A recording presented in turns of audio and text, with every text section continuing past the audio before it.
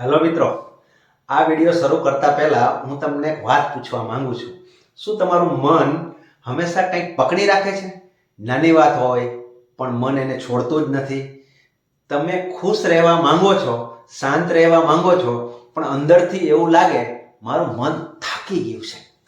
આ video motivation માટે નથી. આ વિડીયો મનને આરામ આપવા માટે છે. જો તમે સાચે જ મેન્ટલ રિલીફ માંગો છો તો આ વિડીયો આખો સાંભળજો.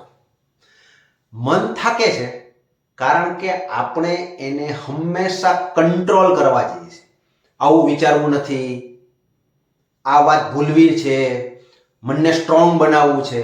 પણ મનને જેટલું દબાવો અને મન પાસેથી જબરદસ્તી કરીને કામ લો એટલું જ જોરથી મન બહાર આવે છે. મન બાળક જેવું છે.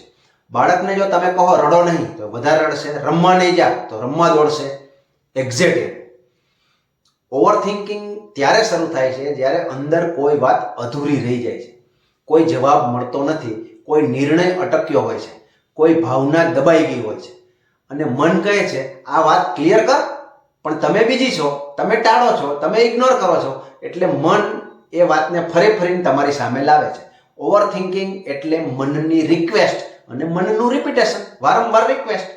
હવે પહેલું કામ, આજે અથવા કાલે 10 મિનિટ એકલા બેસો, મોબાઈલ બંધ, કોઈ ડિસ્ટ્રેક્શન નહીં. પછી મનને કહો આજે તારે જે કહેવું હોય બધું બોલ. તમે ફક્ત સાંભળો. કોઈ પણ વિચાર આવે આવવા દો, સારો ખરાબ સાચો ખોટો આવવા દો.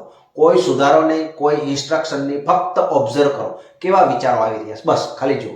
ખાલી આટલું કરશો ને 10 મિનિટ તો પણ તમારું મન હલકું થવા લાગશે. મનને ફાઇનલી સ્પેસ મળી જશે.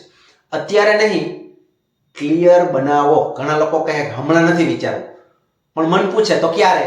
એનો જવાબ ન મળે એટલે મન ફરી પાછું લાવે અને ત્યાંથી ઓવરથિંકિંગ શરૂ થાય છે. એના બદલે આવું કહો, આ વિષય પર કાલે સાંજે 8 વાગે હું વિચાર કરીશ, તો પણ મન શાંત થઈ જાય. મનને ટાઈમલાઈન આપો. માઇન્ડ જ્યારે અનસર્ટેનિટીને હેડ કરે છે ત્યારે તમને હેરાન કરે છે. એટલે ક્લેરિટી આપો, અનસર્ટેનિટી નહીં આપો, મનને શાંત થવા દો. હવે ખૂબ જ મહત્વની વાત, તમે જ્યારે ઓવરથિંકિંગ નથી, તમે પોતે ઓવરથિંકિંગ નથી, તમારે કહેવાનું છે કે ઓવરથિંકિંગમાં અને તમે પોતે ઓવરથિંકિંગમાં જમીન આસમાનનો ફરક છે. એને સમજાવવું અલગ રીતે. હું આ વિચાર નથી, આ વિચાર મારી પાસે આવ્યો છે. તમે વિચાર નથી, વિચાર તમારી પાસે આવે છે. આ થોટ તમે નથી, થોટ એ બહારની એક ઘટના છે, માઇન્ડની એક ઘટના છે. આ સમજ જો તમારી ડેવલપ થશે ને તો પણ મેન્ટલ હેલ્થ ખૂબ જ પાવરફુલ બનશે. એક સિમ્પલ રૂટિન રાખો. આજે શું બાકી છે લખી નાખો, કાલે શું કરવાનું છે લખી નાખો. જે તમારા હાથમાં નથી ને થાય એવું નથી એના ઉપર ચોકડી મારો, લખીને ચોકડી મારો. રાતે મન એકદમ શાંત થઈ જશે. નહીં તો રાતે પણ મન જાગતું રહીએ, રાતે પણ મન વિચારતું રહીએ અને સવારે સુસ્તી અનુભવાય. હવે મનને સમજવાની જરૂર છે, મનને બદલાવાની જરૂર નથી. મનને સાંભળવાનું શરૂ કરો, મનને દબાવવાનું નહીં. ઓટોમેટિક હીલ થવા માંડશે. જો તમને ખરેખર આ વિડીયો સારો લાગ્યો હોય, તમને જો ખરેખર એવું લાગ્યું હોય કે આ વિડીયો સરસ અને મને કંઈક આમાંથી મળ્યું છે, તો તમે કોમેન્ટની અંદર ફક્ત લાઈક લખો અને મારી ચેનલને સબસ્ક્રાઈબ કરો.